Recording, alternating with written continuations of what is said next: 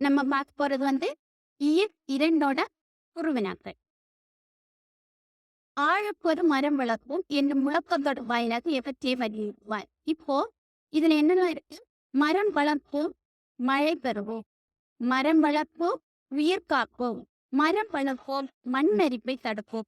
மரம் வளர்ப்போம், தூய காற்றை சுவாசிப்போம். இப்ப இதுல என்ன சொன்னாங்க? மரம் வளர்ப்போம், மழை பெறுவோம். அப்ப என்னது? மரம் ஒண்ணு இருந்தாதான் மழைன்னு ஒண்ணு வரும். ஓகேவா? மரங்கள் ஏன்னா நம்மளால என்னது? மழை வராது. மரம் வளர்ப்போம், உயிர் காப்போம். அப்படி அந்த மழை வரும்போதுதான் நமக்கு என்ன ஆகுது? பயிர்கள் பயிருக்கு தேவையான தண்ணீர் கிடைக்கும். இல்ல இப்போ வனவிலங்குகள் கூட என்னது? தண்ணி பற்றாக்குறை எல்லாம் வருது.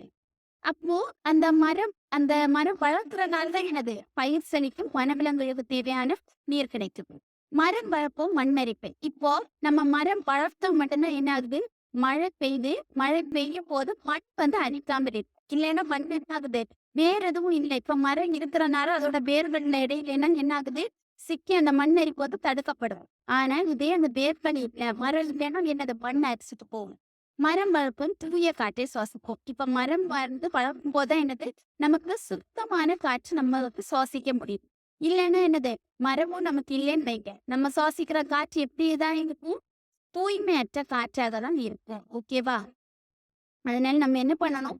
எல்லாரும் மரம் வளர்க்கணும். ஓகேவா? மனிதன் தன் பேராசை காரணமாக இயற்கை வளங்களை கடுமையாக சேதப்படுத்தியதன் விளைவை இன்று சந்தித்துக் கொண்டிருக்கிறான். இதை என்னது? 2 தொடர்களாக்கணும். மனிதன் தன் பேராசை காரணமாக இயற்கை வளங்களை கடுமையாக சேதப்படுத்தினான். மனிதன் இயற்கை வளங்களை சேதப்படுத்தியதன் விளைவை இன்று சந்தித்துக் கொண்டிருக்கிறான். ஓகேவா?